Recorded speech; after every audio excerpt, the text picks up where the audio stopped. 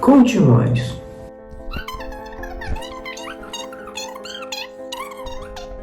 Sim, compreendo. Então, e aí foi muito estranho. Um sonho esquisito. Não consigo entender o que aquilo significa. Você pode me ajudar? Já sei como resolver isso. Você deve aumentar a mesada do seu filho. Tá de castigo. Um sonho. Para o rei, algo perturbador. Para os sábios, uma sentença de morte. E para Daniel, a melhor oportunidade de revelar quem era Deus. Este é o tema da lição dessa semana. Deus concede um sonho. Eu sou Matheus Diniz. E eu sou Neila Oliveira. E você está no canal Lamer, onde você estuda a Bíblia de um jeito diferenciado. Se você ainda não é inscrito nesse canal, lembre-se de se inscrever. E se você já é inscrito, lembre-se de ativar o sininho para receber as notificações quando chegar um vídeo novo. E você também pode deixar o seu like aí e não se esqueça de comentar, curtir e compartilhar. A gente gosta muito de interagir com vocês, então deixa aí seu comentário. E o nosso abraço desta semana vai para a base Manancial da Igreja da Cidade Baixa de Jaguariaíva, Paraná. E também para a base Geração Maravilhosa, em Vitória da Conquista, Bahia. E agora, vamos ao vídeo!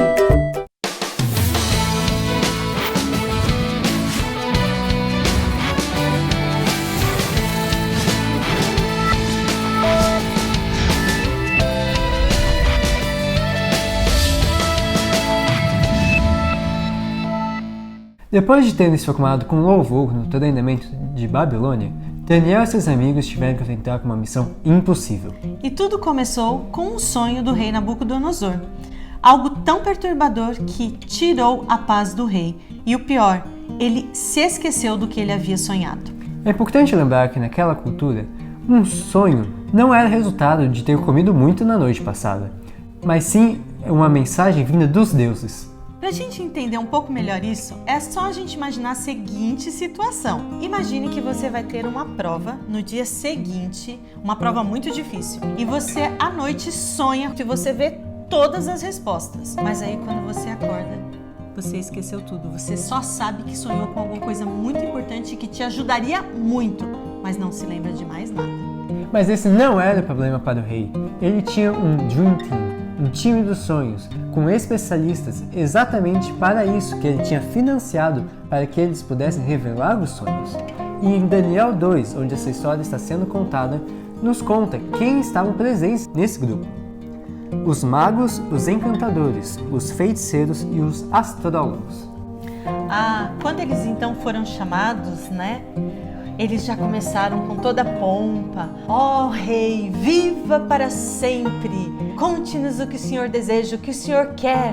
Conte-nos o sonho e nós diremos qual é o significado. Nabucodonosor então disse: eu quero que vocês me contem o que eu sonhei e qual o significado. Ele não gostou nada daquelas gracinhas e falou: eu tô falando sério. E tem mais, se vocês não me contarem, vocês só têm duas opções. A primeira é que eu vou mandar despedaçar vocês, destruir as casas e vão ficar apenas escombros. Mas, se vocês contarem o sonho e o significado, eu vou dar tudo de bom para vocês. Recompensas, honras, posições, tudo do bom e do melhor. Então eles olharam uns para os outros e ficaram tipo: hã? Oi? Como assim?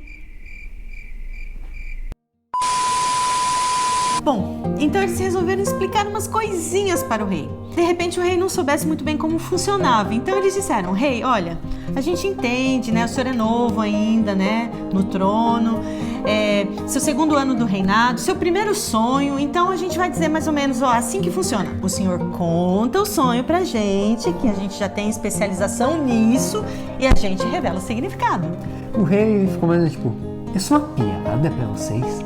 Antes eu tava pedindo, agora eu tô mandando, vocês estão querendo me enrolar, isso sim. Eles então olharam sérios para o rei e disseram o seguinte: rei, o que o senhor está nos pedindo, e está aqui na Bíblia, não há ninguém em toda a terra capaz de dizer. Ninguém pode dizer qual foi o sonho. E nenhum rei, por maior e mais poderoso que fosse, pediu algo assim a um mago, encantador ou astrólogo.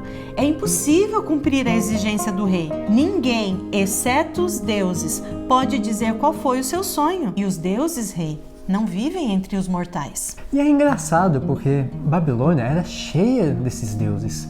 Havia templos e estátuas em vários lugares. Até o próprio nome, Babilônia, significa portal dos deuses. Mas os deuses babilônios eram palpáveis e visíveis, mas não habitavam entre eles. Mas o Deus de Israel era invisível, mas habitava com o seu povo. O rei, quando ouviu as palavras ali dos sábios, ficou furioso e deu a ordem imediata para que não apenas aquele grupo que estava ali de sábios, de magos, fosse executado, mas também todos os sábios do reino. E quem estava entre esses sábios? Daniel e seus amigos. Daniel estava tranquilo em sua casa quando, de repente, alguém bateu em sua porta. Era Arioque, o comandante da guarda do rei, com uma espada em sua mão. Daniel percebeu que algo muito sério estava acontecendo. E então, com muito jeito e com todo respeito, perguntou por que o rei havia dado um decreto tão sério. Arioque contou o que havia acontecido no palácio. Daniel era uma pessoa de atitude. Ele disse então a Arioque que precisava conversar com o rei. E ele foi ao palácio e pediu um pouco mais de tempo para apresentar o significado do sonho. Voltando do palácio, Daniel foi imediatamente se encontrar com seus amigos. Ele então disse que eles precisavam de um milagre e que eles deveriam suplicar ao Deus dos céus para que ele lhes revelasse o segredo do rei. Naquela mesma noite, Deus revelou o segredo em uma visão a Daniel. Você já passou por uma experiência assim? Precisando de uma resposta em angústia, e Deus te respondeu imediatamente? O coração de Daniel explodiu em alegria, e ele expressou isso por meio de um poema que eu gostaria de ler para vocês.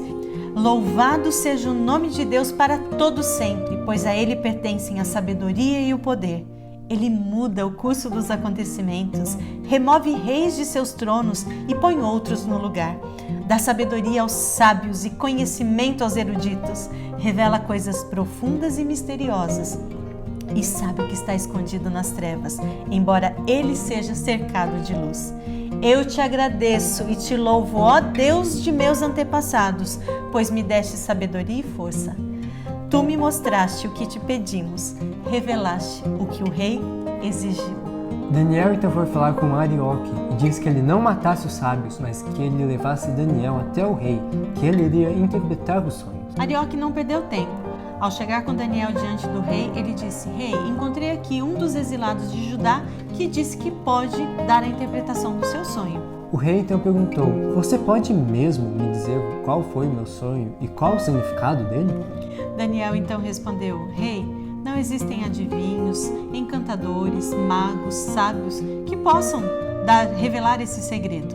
Nesse momento, o rei possivelmente deu só um sinalzinho para Arioque, tipo... Daniel então disse: Calma, rei, mas há um Deus no céu que revela segredos, e ele mostrou ao rei Nabucodonosor o que acontecerá no futuro. Agora lhe direi qual foi o sonho e as visões que o rei teve enquanto estava deitado em sua cama. Enquanto o rei dormia, sonhou com acontecimentos futuros, e eu sei o segredo do seu sonho, não porque sou mais sábio do que qualquer um daqueles outros, mas porque Deus deseja que o rei entenda o que se passava em seu coração. No seu sonho, Nabucodonosor viu uma estátua feita de diferentes metais e que uma rocha vinha e atingia ela nos pés e despedaçava ela. E essa rocha crescia, se tornando uma grande montanha que abrangia o mundo inteiro. Por que será que Deus usou uma estátua para se comunicar com Nabucodonosor? É muito interessante que Deus ele usa a linguagem que a pessoa vai entender. A estátua era um elemento reverenciado e muito importante para a cultura de Nabucodonosor. Daniel começou a explicar o significado de cada metal ali representado na estátua. Ele não sabia, nem Nabucodonosor, quais seriam os impérios que viriam depois de Babilônia. Hoje, quando a gente estuda história, a gente já sabe quais são esses impérios e faz muito sentido. Daniel disse para Nabucodonosor que ele era a cabeça de ouro da estátua. O ouro era abundante no Império Babilônio e indicava toda a riqueza e poder desse império. Mas esse império acabaria. O peito e os braços de prata representavam o Império Medo-Persa. A prata era um dos tributos que o Império Medo-Persa cobrava. O quadril, representado ali pelo bronze, representava a Grécia, por meio de Alexandre, e o bronze era exatamente o material do qual eram feitas ali as armaduras, os escudos, os instrumentos de guerra dos soldados gregos.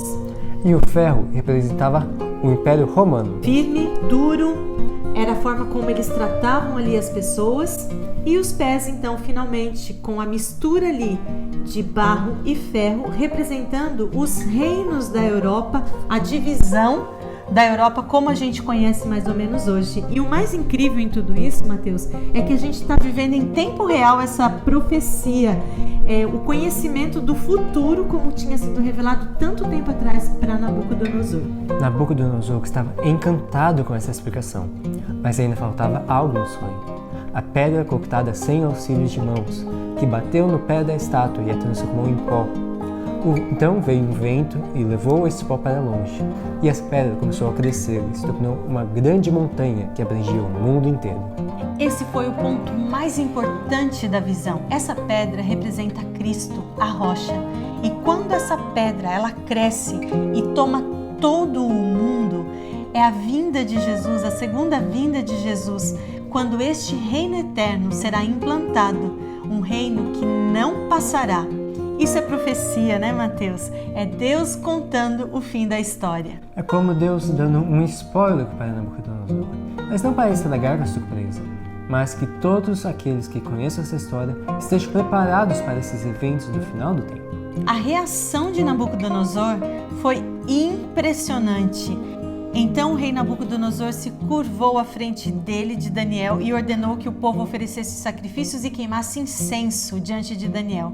O rei lhe disse: verdadeiramente seu Deus é o maior de todos os deuses, Senhor dos reis e revelador de mistérios, pois você conseguiu revelar esse segredo. É importante lembrar que essa ação de Nabucodonosor não quer dizer que ele estivesse considerando Daniel como se fosse um deus, mas sim que ele considerava Daniel como um mensageiro confiável do Deus dos céus. E como ele havia prometido, então o rei colocou Daniel num cargo elevado como governador de Babilônia. E sabem o que Daniel fez? Lembra dos amigos dele? Uma pessoa que é fiel a Deus também é fiel a seus amigos. E Daniel então pediu que o rei nomeasse os seus amigos Ananias, Misael e Azarias como administradores de Babilônia.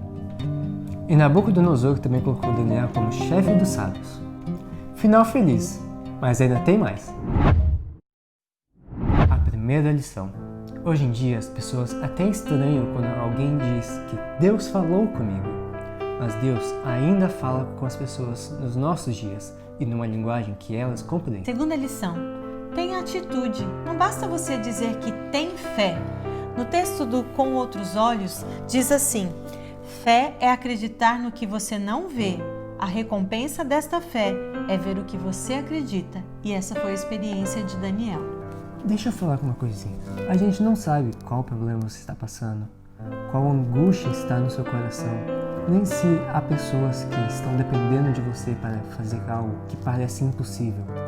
Lembre-se que existe um Deus que cuida de cada um de nós, assim como Ele cuidou de Daniel numa situação de risco de vida ou morte.